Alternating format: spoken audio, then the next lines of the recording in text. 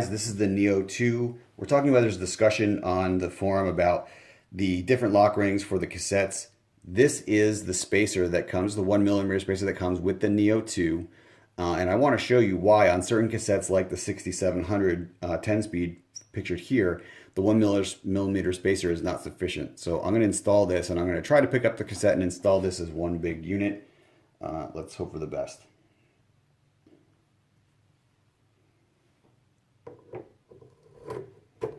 Shazam, look at that, fantastic. So it all went one piece. So what you can see is that the top ridge of the freehub is about even with the top of the 11T cog. So what happens when you put on the regular lock ring, the lock ring itself bottoms out on the freehub inside, just the edge of the freehub, and not on the ridges of the cog. So you won't hear that knock, knock, knock sound that you're expecting. So let me just show you what that does.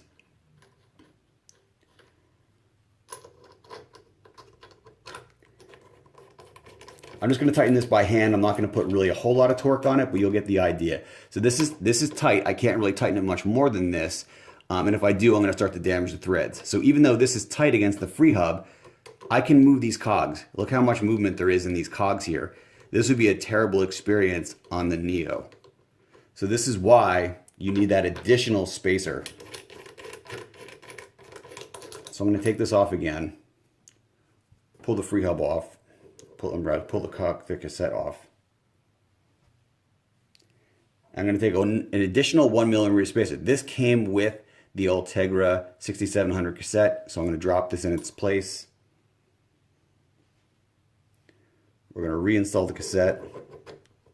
And now you can see that the top cog is above the edge of the freehub.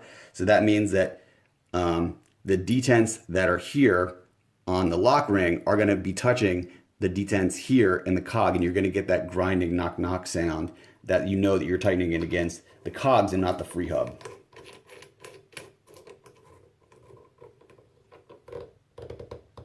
That's that knocking sound that I was saying. So now, even as I'm tightening this, I can feel that it's getting tighter on the cog.